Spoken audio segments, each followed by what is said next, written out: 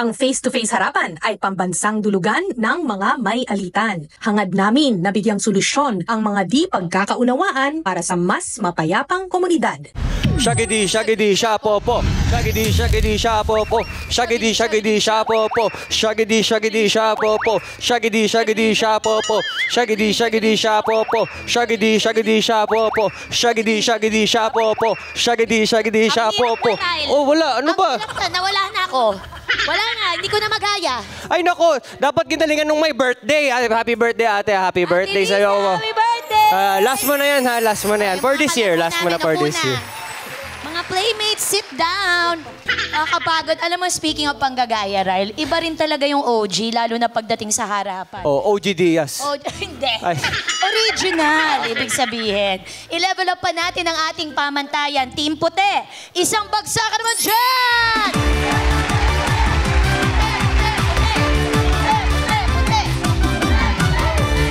Gayahin nyo man kami, ox lang yon. Ibig sabihin, lodi nyo kami. Pero magpaawa, no way! Hindi pwede yan sa Team Pula!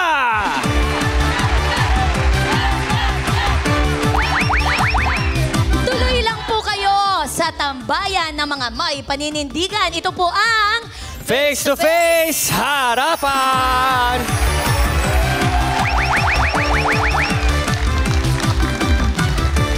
Mahirap silang gayahin, pero ang mga opinyon nila pwedeng sundin. Please welcome our harapang tagapayo.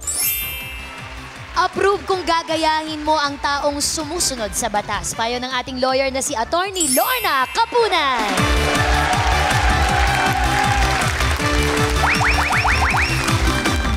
Gayahin ang sinasabi sa Biblia. Yan naman ang payo ni Dr. Love, Brother June Banag.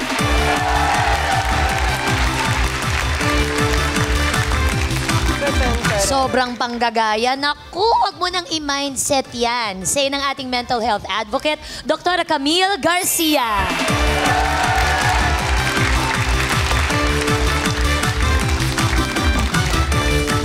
Siya naman ang pwede nating gayahin pagdating sa tunay na serbisyo at pagre-referee sa mga nag-aalitan. Ang nag-iisang ate ng masa, Corina Sanchez Rojas! Ate Cori!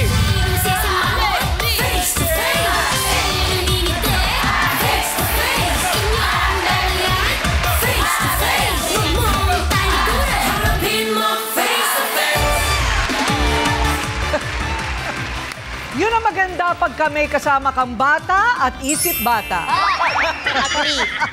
Napapabata din ang ating mga aura. Ayan, tinan mo naman. Ay, may bago ka na. Ay. Kagawad Tuesday. Kagawad Tuesday. Ang kanyang tagline, Choose Me, Tuesday.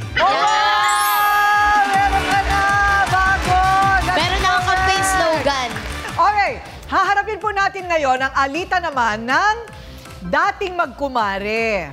Ang issue pala ito, panggagaya, na nag-ugat daw sa paulit-ulit na panlalait. Magkasundo pa kaya silang dalawa kapag natuldukan nila ang pagiging kumaring trying hard copycat? Iritang-irita na si Melanie sa kanyang kumare dahil isang dakilang manggagaya daw si Lovely. Ika nga ni Sherry Hill, you're nothing but a second-rate, trying hard, copycat! Yan po si Lovely, napakagaya-gaya po talaga, napaka-ingitera yan. Hindi lang po si Melanie ang ginagaya niyan. Yan sa atin, Melanie, mapanglit po talaga ng kapwa niya. Sana po baguhin niya na ugali niya para wala na po siyang makaaway. Matatapos pa ba ang inggitan sa magkabilang panig? O non-stop yabangan na lang ang mamamagitan sa magkaibigan?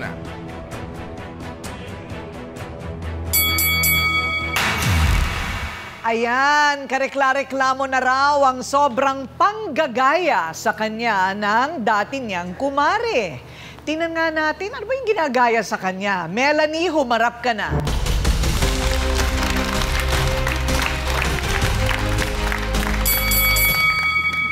Ayaw mo ba yon? Ginagaya ka? Ibig sabihin, idol ka.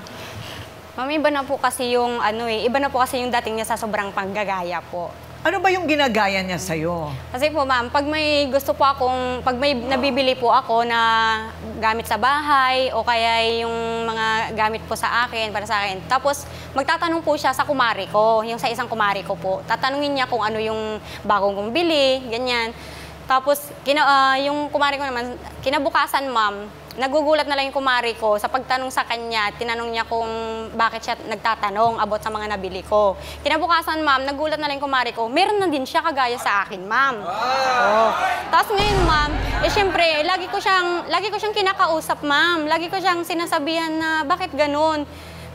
Tapos bakit ganun na lagi niyang ginagaya? Samantalang, ano bang meron ako na kailangan niyang gayahin? Tapos yung may time, ma'am, na tuwing linggo, pag yung walang pasok ng mga bata, ma'am, gusto ko pong yung, nakaano ko na magsa-sounds po, gusto kong kumanta, dahil hilig ko na po yun. Ngayon, pag yung marinig po niya na nagsa-sound trip na ako, nagkakantahan na ako, nandyan na rin po siya, nagpapatugtog at nilalakasan po niya. At ang ano pa nito, ma'am, lalabas pa. Kakanta siya dun sa tapat ng bahay namin. Tapos, pinagkakalat po sa kapitbahay na mas maganda daw kasi ang boses niya kaysa sa akin. Iyon po. Oh. Tinanong mo ba siya? Ma'am, gusto ko po lagi na kausapin siya kung ano yung problema niya sa akin. Iniiwasan niya ako, ma'am. Ano ang kutob mo? Bakit siya nananadya? Yun nga, ma'am, ang gusto kong alamin sa kanya. Kaya so, wala po kang alam, wala kang kahinahinala? Wala po akong idea kasi yun naman may time na sa sobrang depressed ko sa kanya, na iinis na ako. Nawala sa isip ko na may babayaran akong kuryente. Dahil gusto ko pong bumili po ako ng TV, pinandagdag ko po doon. Yung pambayad ko po ng kuryente, pinandagdag ko, pinambili ng TV.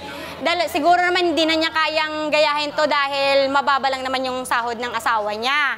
O, kinabukasan, ma'am, wala nang pambayad ng kuryente, naputulan na po ako. Yung may TV, wala nang kuryente, ma'am.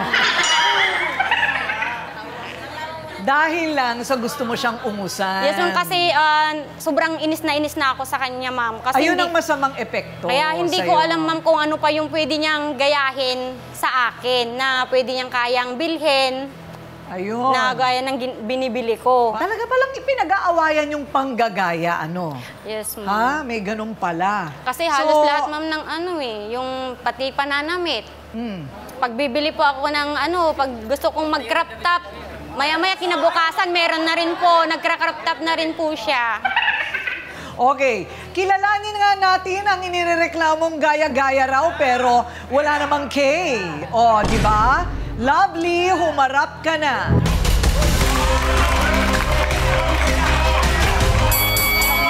Ano? Sumugod ka? Ha? Hindi kita atrasan. Sumugod ka. Hindi kita atrasan. Magkaparehas lang tayo ng katawan. Malit mo yung pagkatao ko. Ikaw din ang gumagawa niyan. Kasi masyado ka nang ingitira. Iba na yung pagkaingit mo eh. Iba na. Mababa yung sahod ng asawa ko. Tumatas ka na. Hindi lang sa level 1 ka lumalabas. Tumataas na, nagiging level up na. Hindi ako yung titira. Iba na yung umano sa utak mo. Baka nga may something yung utak mo. Kailangan ba yun? Magkumali tayo. Gusto ko kitang kausapin. Tanungin kung anong problema mo. Pero hindi eh. Ang ginagawa mo, harap-harapan, bigla kang harap ka sa akin na yayayain ka ng kumari natin. Hirapan. Di ba nagtanong ako sa'yo, bumili ka ng amplifier? Sabi ko, Mare, magkano bili mo dyan? Ang sabi mo sa akin, huwag mo nang tanungin kasi wala kang kayanan bumili niyan. Talaga naman eh. Wala eh. Ginagawa mo yung pagkatao ko eh. Bakit masama ba magtanong? Ang tanong ko, bakit kailangan mong tanungin yung kumari ko? Sandali lang. Tapos na yung oras natin. Hindi ako makasingit. Sandali lang. Awat na ang ating mahiwagang tanong na ibibitin natin lahat ang kanyang sagot. Lovely. Ikaw ba talaga ay nananadyang manggaya-gaya sa kumari mo? Sandali lang po. Huwag mo munang sagutin. Kasi magbabalik pa ang Face to Face Harapan! Harapin mo face to face.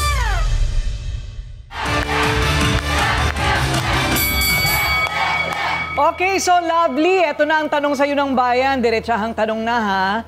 Gaya-gaya ka nga ba talaga kay Melanie? Ginagaya ko po talaga siya, ma'am. Parang inaasar ko po talaga siya. Kasi pag meron siya, nagmamayabang din siya eh. May din siya magmayabang. Hindi ako nagmamayabang. Siyempre may pambili ako. Marami nakakano Gusto sa'yo, kong bumili. Melanie, mayabang ka. Pag meron Diba? ka. Hindi ba pwede Kasi yun? pag mayabang mo, Huwag kang asawa mo bibili formal. ng hindi mo kaya. Teka Yun muna, lang masasabi sandali Kasi, lang. Saan nagsimula yan? Kailan nagsimula yung nainis ka sa kanya dahil sinasabi niyang hindi mo kaya? Hindi ko daw kaya, wala daw ang kaya naman bumili ng mga gamit. Okay. Kasi daw mababa daw po yung sahod ng asawa ko. Kaya ang ginagawa mo ngayon, nagkakautang-utang ka para ka lang gumaya. Opo, ma'am. Ayun ang nangyayari. Dahil lang sa sinabing isang bagay, tumagos sa puso't isip, yun na ang kanyang naging behavior, Doc Camille. Ano ba ito? Saan nagbumula? Inggit or sama ng loob? Or mababang tingin sa sarili? All of the above. All of the above.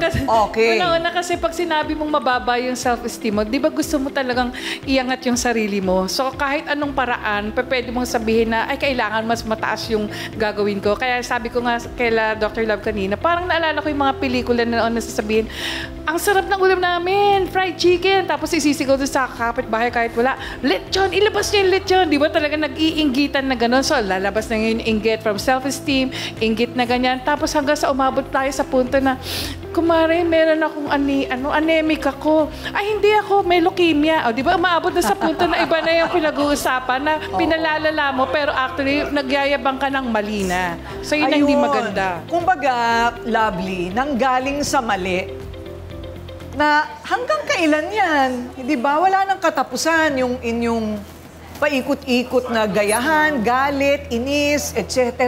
Hindi ba? Oh. So, pero yung pala, nanggaling lang sa salita.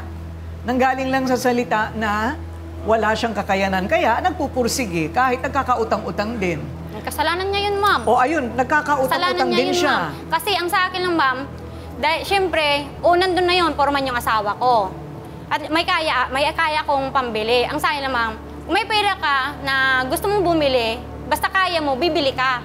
Di ba, ma'am? Pero huwag kang magsalita na Pero, wala akong... di kasi sobrang ka na kasi. Sobrang ka na sobrang kasi. mapanglait. Pwede kang pwede mo kong gayahin kung ano yung gusto mo kung may kaya kang pambili. Ay, ikaw nga, kaya ka nga, natutulog ka nga kuryente, di ba? Ang ayaw na ayaw ko yung ginagawa mo. Mayabangan. Ang ayaw na ayaw ko yung ginagawa mo na irarampa mo sa harapan ng bahay ko.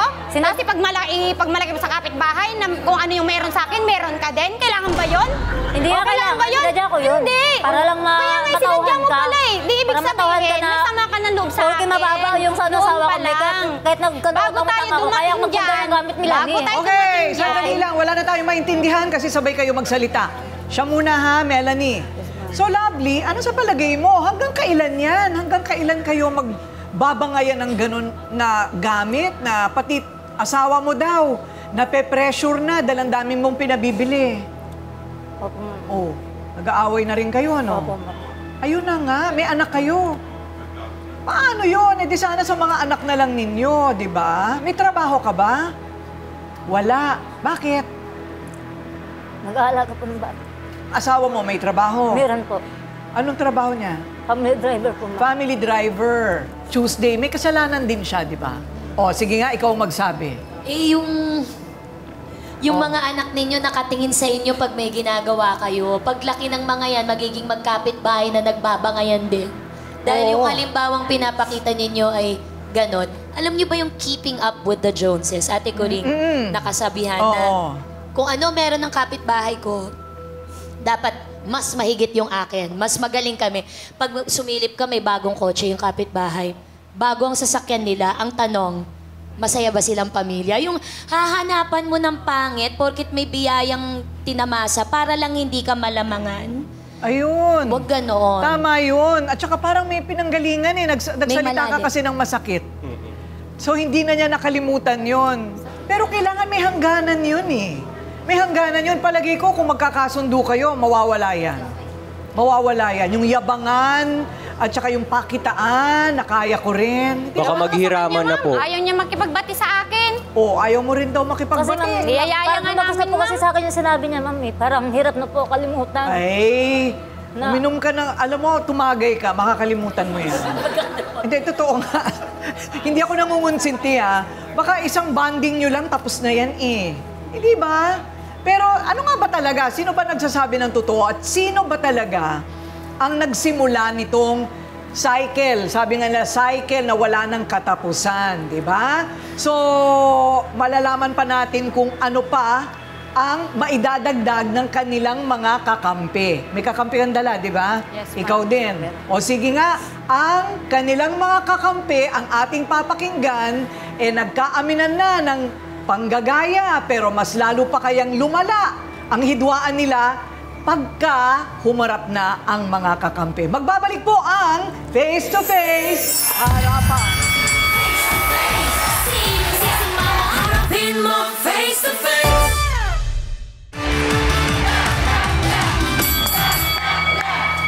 O ito na ha, naku, may ganito palang klaseng problema sa panggagaya. Siya raw ang magpapatunay na trying hard copycat itong si Lovely kay Melanie. Ang kakampi ni Melanie, Aye, humarap ka na.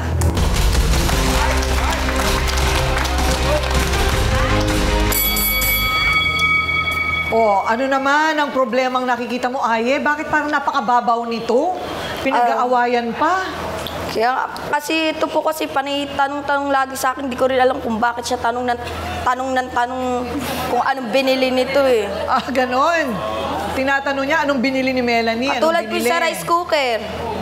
Nagtanong siya, anong binili kasi lagi po ako sa kanila nakatambay eh. Okay.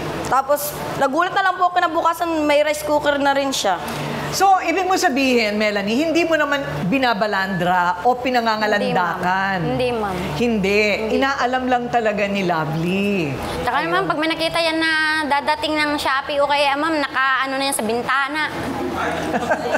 Kaya pag yung nakapasok na ako ng bahay, ma'am, yun na, lalabas na yan, pupunta na sa kumari ko, magtatanong na yan, ma'am.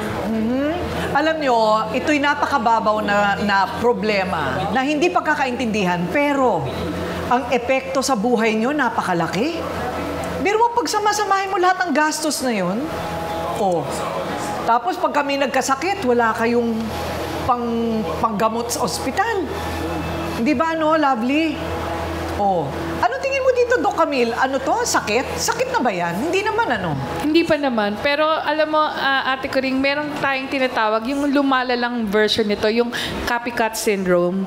Pero ang copycat syndrome kasi, yung mga nakikita tapos ginagaya, it can lead yung mga possible crimes. Yung mga suicide, yung mga ganon na ginagaya, umaabot sa ganon. Kaya nga iba talagang you have to monitor and be careful. Dahil yung karamihan na gumagaya dito, mga kabataan. Ano pa ang mga napilitan kang bilhin dahil meron siya? Nakautang po akong washing machine, ma'am, sa Bombay. Ano? Washing machine po. So, baon ka na ba sa utang ngayon? Sa Bombay, ma'am. So, kasi hulugan po yung washing ko po. Magkano? Nabayaran mo na yung iba? Opo, nabayaran. Yung washing na lang po. Magkano na lang utang mo? 3.5 po, ma'am. 3.5? Opo. Pagka bumili na naman siya ng TV, kinaya mo bang bumili ng TV? Hindi, hulugan din po yun, ma'am. May hulugan din? Hindi, natapos na po yun. Tapos pangatlo na po yung washing. Ayun. Ano naman ang balak mong bilhin na naman? Pangunahan ko na. Para pag-ipunan na niya. Bahala na siya, ma'am. Siya na yung mag-isip kung anong gusto niyang bilhin. Sa akin, ma'am, tama na yun. Kontento na ako, ma'am. Yun ang sinasabi ko eh. Ang inanuan ko lang, ma'am, sa anak ko lang kasi mahilig kasi yun mamanood ng mga kokomelon. Kasi yun nga, ma'am, sa sobrang inis ko, bumili ako ng TV. Nakalimutan ko yung pambayad ng kuryente, ma'am. Ayan na. Hindi na makapanood tuloy ng kokomelon yung Magkano anak ko. naman ang utang mo sa kuryente mo? 5,000, ma'am. Nako! Ang laki din, di ba? Yan ang sinasabi natin pagka naipit tayo dyan sa pagka-materialismo. Di ba? Yes. Yung sa material na bagay natin, sinasandal yung ating kaligayahan. Yon. Meron bang krimen dito na makikita? Attorney Lorna? By itself, walang krimen yan, except yung irritation, pwedeng humantong sa unjust vexation. Krimen yun. Pero sa nakakita ko, ang tawag dyan ay gateway crime, no? Kagaya ng smoking leading to drugs, no? Yung pangungutang, kung wala nang uutangan para bumili ng TV or air condition, pwedeng matempt ka na magnakaw, no? Ang tawag dyan, yung gateway attitude nila will lead to crime. Ayun. Eh, ito nga, 4 ang anak. Biro mo, Lovely. Nag-aaral ba yung mga anak mo? College po yung panganay ko. College yung panganay. Tumulong na kamo siya. Siya ang bumili ng mga appliances. Hindi ba? So anyway, college, magtatrabaho yan. Malapit na. O ito naman, hindi raw totoong gaya-gaya itong si Lovely. Kung hindi ayaw lang niyang nilalait-lait siya ni Melanie. Sabi ni Ingo, humarap ka na.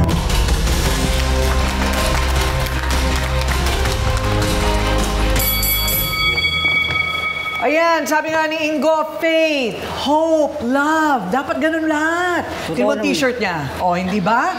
Tama lang eh. O, anong matatanong dito kay Ingo? Ingo, pikit ka ng konti. Kasi nagugulat, parang gulat na gulat ka nung pumasok ka. Oo.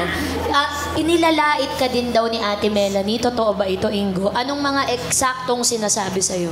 Sorry po, kasi yung nagiinuman kami na may pulutan po na manok.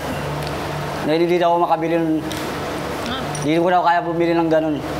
Malakas ka kasi mamulutan eh. Malakas ang pulutan, tikim-tikim yan, hindi yung uulamin. Diba? Kukuha ka lang ng konti, siyempre mamumulutan ka talaga. Kahit saan kasi nung magtanong pag may nagiinuman, ang pulutan lang ha, hindi yung pinapapak. Diba? Pinapapak mo na, ginagawa mo ng kanin yung ulam, ay yung pulutan eh. O minsan naman, ikaw dapat ang taya. Minsan mo, ma'am, bibili rin naman ako. O, bumibili ka naman minsan.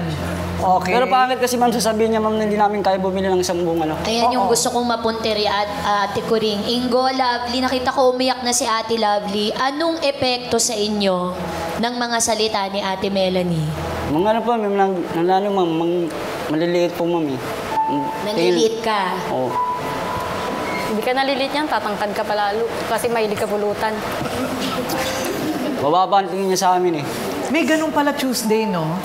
Yung pagka pinagsalit, kung kunwari, wala ka na nga talagang kakayahan at sasabihin pa sa mukha mo na wala kang kakayahan, masakit nga siguro talaga yun, ano? Yes, ang tawag doon, kicking the person while they're down. Oo. Alam mo na nga naghihirap, ididiin mo pa. May sugat na nga, inasnan mo pa.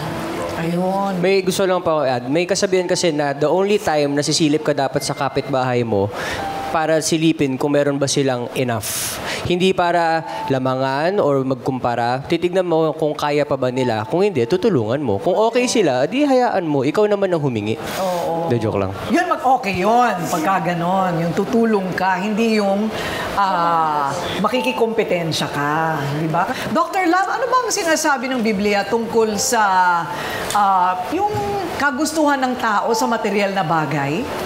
Ang nakikita ko rito, Ate Kuring, envy. At ito ay isa sa 7 deadly sins. Mamamatay ka dyan sa inggit. Ano? Yung hindi mo kaya, pero pilit mong niyayakap yung isang malaking puno para lang ma-prove na kaya mo. No? At yun ang nagiging epekto dito kay Lovely. At si Melanie naaapektuhan din. And we need to face the fact, yung katotohanan talaga.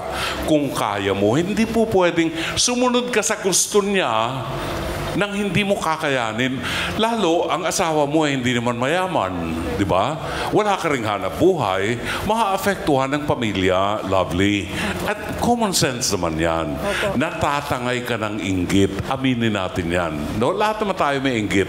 Pero kailangan kontrolin natin.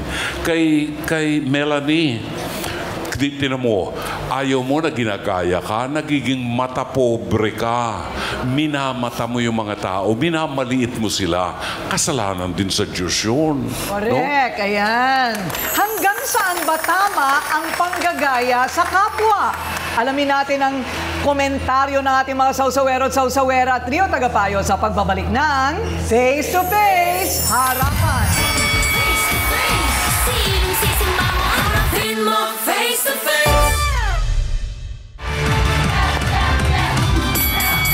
Alam nyo, yung panggagaya, hindi naman masama ang panggagaya eh.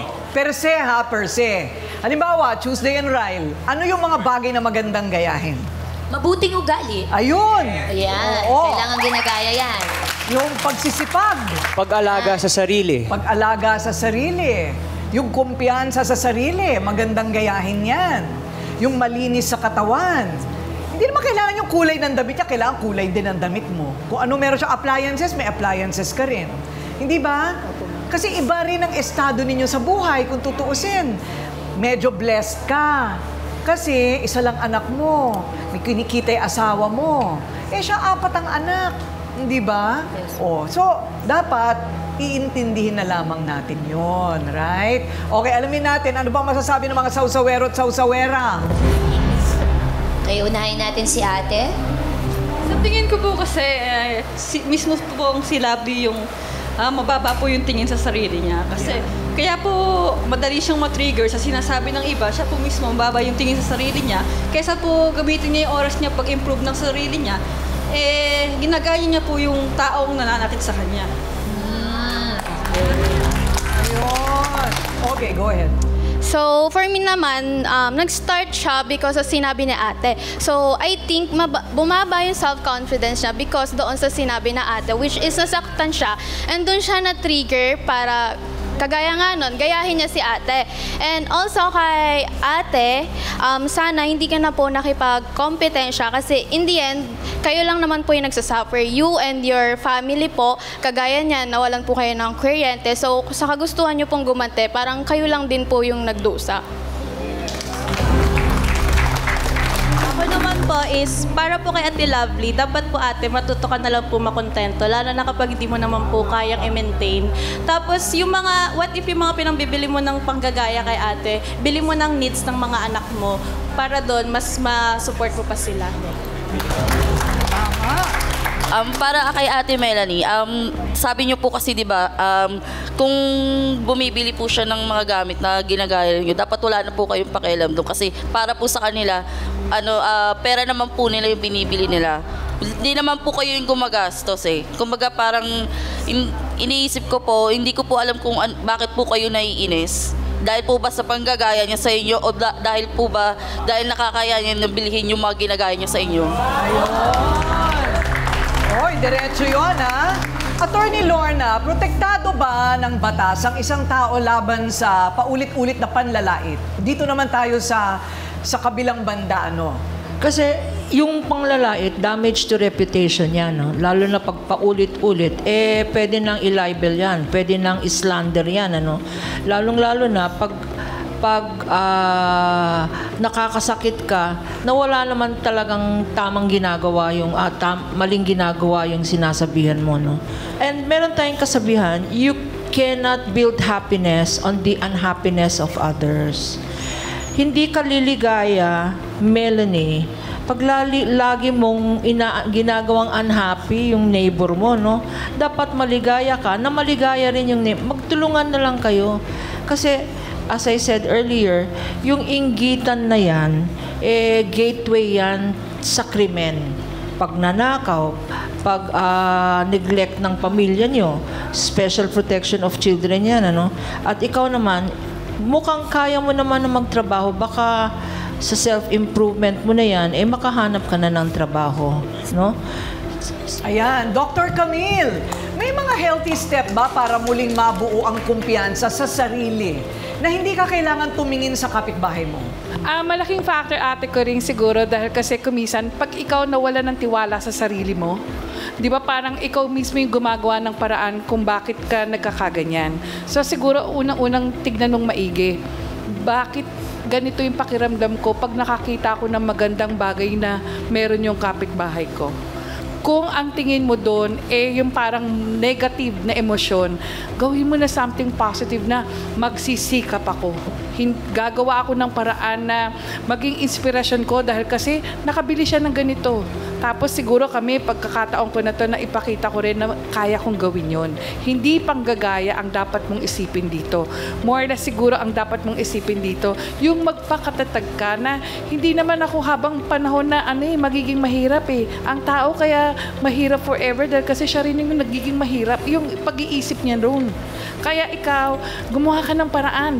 Imagine mo, 4 yung anak mo pero yung isa nakapag-college. So ibig sabihin, may kakayahan ka at ito ay isang magiging inspirasyon na mas mahihigatan mo yung ibang mga tao dahil mas maraming unfortunate or mas maraming nasa laylayan na talagang naghihirap pero ikaw gumagawa ka ng paraan. So mas pagbutihin mo ang sarili mo.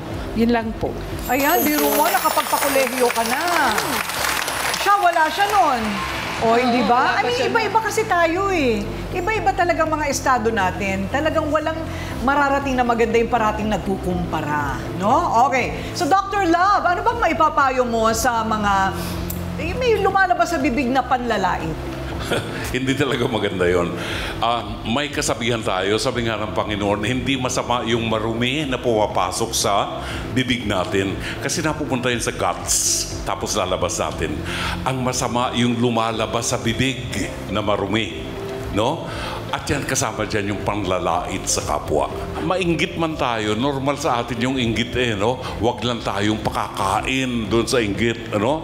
Maging ma-inspire tayo doon sa nakita natin, ano? At kung sakaling, Melanie, kung may nakikita tayong nakakaangat sa atin, dapat matuwa tayo. Hindi yung matahin natin sila. Dapat matuwa tayo na mayroong taong umaangat. Hindi lang tayong anak ng Diyos. Thank you, Dr. Love. O, ayan. Matigil na kaya ang laitan at gayahan? O tuluyan ang masisira ang samahan ni na Melanie at Lovely? Yan ang susunod na kabanata sa pagbabalik ng Face to Face Harapan. Face to face, sinong sisimango? Harapin mo face to face.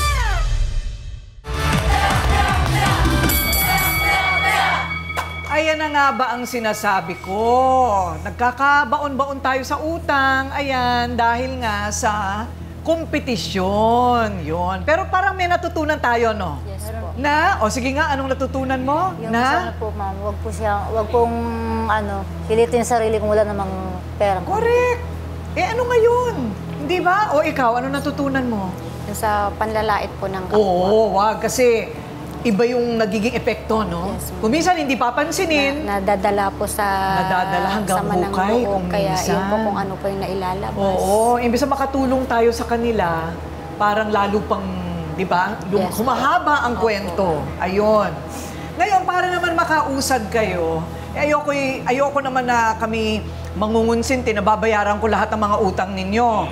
Pero sagot ko na yung 3,000 sa 5. Thank you, ma'am. Para sa kuryente mo. Pambayad mo talaga sa kuryente mo yun, Yes, Para makapanood ko na sa TV mo na hindi mo mapanood dahil naputulan ka. Nakabili nga ako, wala namang kuryente. Correct. O mismo ikaw na, sa'yo na nanggaling yan. At ikaw din, may 3,000 ka rin galing sa akin para sa'yo. Dahil nagkautang-utang ka na rin sa washing machine. Washing machine. Washing machine! Ayan. O, di ba, 5,000 rin yung utang mo. O, 5,000 rin yung utang mo. Tig 3,000 kayo. Yung 2,000, kailangan yung itrabaho yun. Yes. Itrabaho nyo yun, Okay, so, mula ngayon, wala na yan. Promise? Promise, ma'am. Kiss! Ayan, Kiss!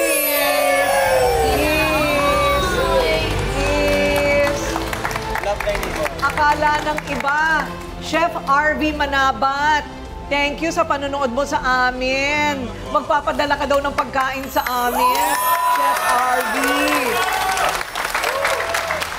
Tsaka, Chef RV, sa lahat ng nagdududa rin, hindi po ito luto. Talagang dumarating sila ditong magkakagalit. Na pagbabati lang talaga namin sila. Ayan. Awa ng Diyos, diba? Alam po ninyo, okay naman ang kompetisyon. Kung maganda ang ibinubunga, kapag napansin nyo na hindi na maganda ang bunga ng kompetisyon, di ibig sabihin may mali na. Pinakamaganda ang kompetisyon sa sarili. At para ikaw ay parating umaangat, kailangan ay may pananampalataya sa Diyos at paniniwala sa sarili mo, hindi sa iba. Di ba? Kung tingin ka ng tingin sa kaliwat kanan mo, di hanggang doon ka lang din. Hindi mo alam na kung ikaw ay sa harapan parati nakatingin. Hindi mo namamalayan, nakaungos ka na pala ng malayo. Tama? O ayan, o ikaw, alam mo na rin, wala nang tingin sa kaliwat kanan. Yung sariling buhay na lang ninyo ayusin mo. Okay? Maraming salamat! Ako po ang inyong Ate Coring nagsasabing may cake ang harapin ng mga issue dahil walang hindi nadadaan sa pag-uusap. Basta dapat may mukha kang ihaharap dito sa Face to Face Harapan!